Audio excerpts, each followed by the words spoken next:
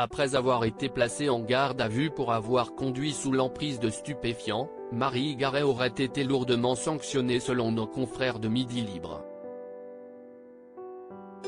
Zoom sur ce que l'on sait de l'affaire qui accable la gagnante de Secret Story 5. Vous l'avez connue dans le programme culte de TF1.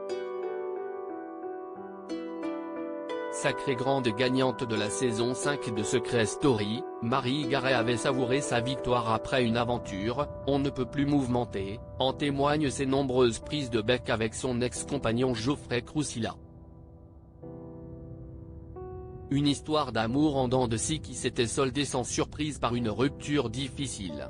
Si cette infirmière libérale avait finalement décidé de déserter nos écrans, sa vie sentimentale continue de faire couler beaucoup d'encre. Sur le plateau de Cyril Hanouna, cette dernière avait accusé son ex-petit ami, Dorian Baptiste, de l'avoir violentée.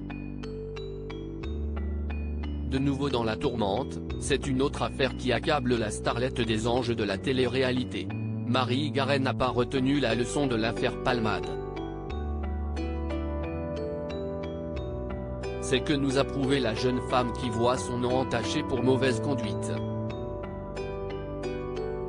Mercredi 28 juin 2023, l'ancienne candidate de télé a fait la une des médias.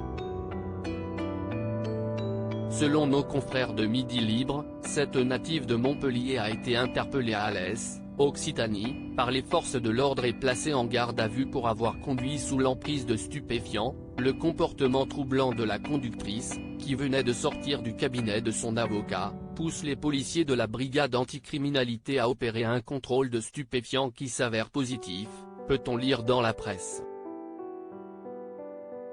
Et les soupçons des policiers vont se confirmer. La sanction est tombée. Pendant l'audition, elle reconnaîtra avoir consommé de la cocaïne avant de prendre le volant. Des aveux accablants qui ont mené à la perquisition de son véhicule et de son cabinet d'infirmière. Mais l'affaire se complique pour Marie Garet. Après que les policiers ont retourné de fond en comble son domicile, ils auraient mis la fin sur 10 grammes de cocaïne et 15 grammes de MDMA, ecstasy, note de la rédaction. Déféré au palais de justice d'Alès, la sentence est irrévocable. L'ex de Geoffrey Crousilla a été condamné à une peine de 8 mois de prison avec sursis pour conduite sous stupéfiants.